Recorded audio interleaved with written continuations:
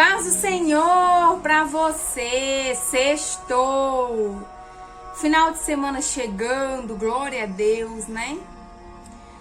Independente, viu, do horário em que você está vendo esse devocional, do dia, mas receba da palavra de Deus. Abra o seu coração para receber dessa palavra. E é somente por causa dele que eu e você estamos aqui, tendo a oportunidade, né, de falar desse Deus, ouvi-lo, de ouvir e entender a sua palavra. Amém, meus queridos? A palavra que o Senhor trouxe ao meu coração está em Filipenses, no capítulo 2, de 14 ao 15, que diz assim: Fazei todas as coisas sem murmurações, nem contendas, para que sejais irrepreensíveis e sinceros, filhos de Deus, inculpáveis no meio de uma geração corrompida e perversa, entre a qual resplandeceis como astros no mundo. Vamos entender um pouquinho, queridos, porque Paulo, ele estava na prisão quando ele escreveu essa carta aos Filipos, né? E ela teve alguns motivos pelo qual ele escreveu. Primeiro, Paulo, ele estava muito agradecido pela oferta que ele havia recebido. Essa era uma igreja, a igreja, né, de Filipos, uma igreja generosa. Eles haviam entendendo, seja na pobreza ou na riqueza, que eles ajudavam. Então, Paulo, ele havia recebido uma oferta e ele agradeceu por isso. Paulo também, né, enviou essa carta para poder dizer como que estava a situação dele lá na prisão. Um dos outros motivos, meus queridos, foi para poder mostrar e falar para eles sobre a desunião e as ameaças, né, das heresias que estavam tendo na igreja de Filipos. Por quê? Ali havia judeus, né, também, no qual essas heresias vinham de mestres judeus, legalistas. Então estava dando meio que uma confusão ali no povo. E havia duas irmãs, duas mulheres ali, né, na igreja, que elas haviam brigado entre si. Então isso estava gerando uma desunião. Se você for ler Filipenses, você vai entender melhor isso que eu estou lhe falando. Então Paulo, ele não estava ali com o povo. Por mais que ele era o pastor da igreja, mas ele estava preso por viver o evangelho.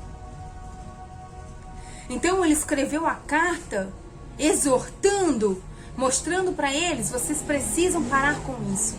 Porque os verdadeiros discípulos, eles se comportam de forma diferente. Um verdadeiro discípulo, ele é diferente. Certo? E vocês precisam entender os compromissos com Cristo. De fazer e viver tudo o que vocês fazem e vivem com gratidão, com prazer, com amor. Independente se eu, Paulo, estou aí com vocês ou não.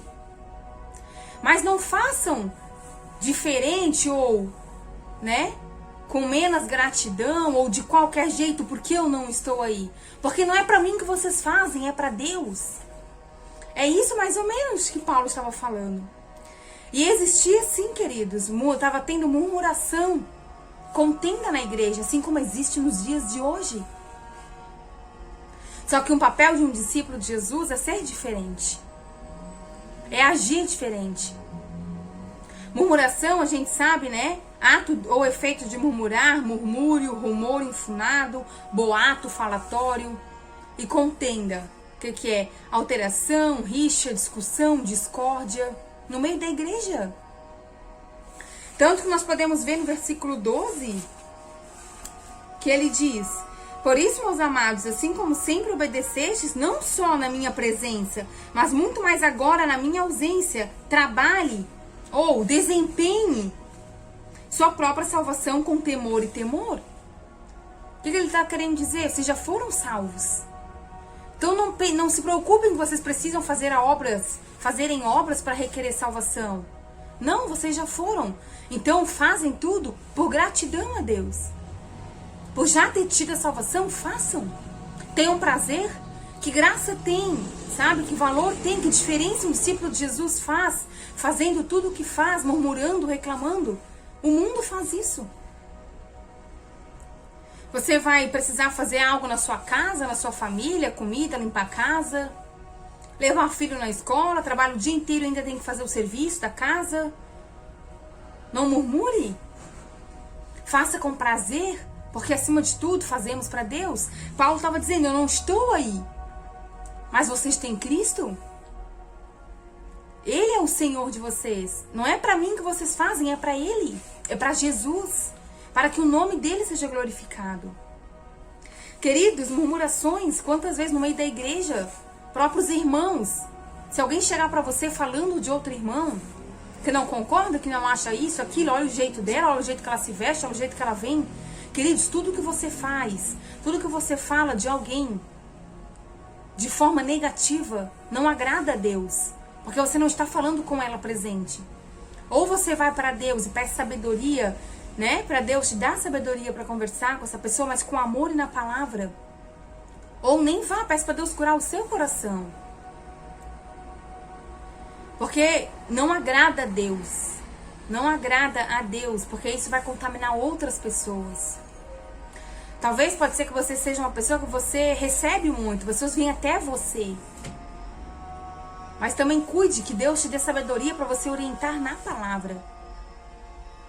De não ficar alimentando, pelo contrário, pacificar. Porque, meus queridos, tanto a murmuração quanto a contenda, ela tem um efeito maléfico. É do mal. Se não cuidarmos, isso vai contaminando a igreja. E quantas pessoas há dentro da igreja assim? Aqueles que falam mal do outro, sabe, por trás. Vamos voltar a ser discípulos. Vamos lembrar quem nós somos em Cristo. Paulo estava exortando também, uma das outras coisas, a mostrar para eles sobre o verdadeiro cristianismo.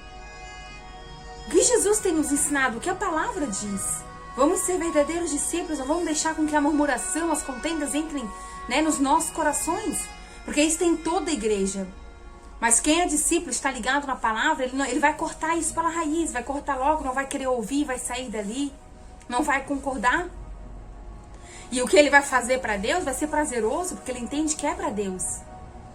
As coisas que ele faz, independente, não que seja só na igreja, não só no seu ministério, mas no dia a dia, o seu trabalho, a sua casa, que não seja reclamando e murmurando, mas que seja com prazer, que seja para Deus.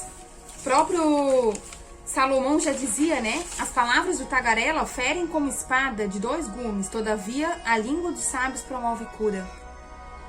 Está em Provérbios 12:18. Vamos orar. Pedir para Deus nos dar sabedoria na hora que a gente ouvir alguém falar, na hora que nós tivermos vontade de murmurar. Vamos correr para Jesus. Para que Jesus transforme o nosso coração dia após dia. Não somos perfeitos, mas podemos ir até Ele e Ele vai nos transformando, moldando dia após dia. Então, o sábio promove cura. Porque o sábio, meus queridos, vai falar baseado na palavra. E quem cura é a palavra de Deus, é Jesus. Amém? Eu deixo essa breve palavra ao seu coração. Para você, para mim. E que venhamos sempre lembrar. Na hora em que vemos que há algo negativo, pessoas estão vindo de forma negativa caluniar, falar de alguém, ou reclamando umas coisas que faz para Deus. Qualquer coisa, coloque diante de Deus, ore, peça para Deus dar sabedoria para que você venha ser usado na palavra. E corte, para que essa pessoa não leve para frente, para que essa pessoa, né, não venha contaminar outros. Isso não agrada a Deus. A igreja fica ferida.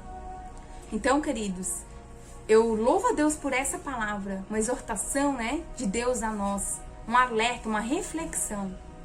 Amém? Que Deus abençoe o seu final de semana, a sua vida e seja cada vez mais um instrumento nas mãos de Deus. Essa palavra foi para crentes, aqueles que já serviam a Deus. É para você que serve ao Senhor. Seja instrumento de Deus. Em nome de Jesus, que Deus te abençoe.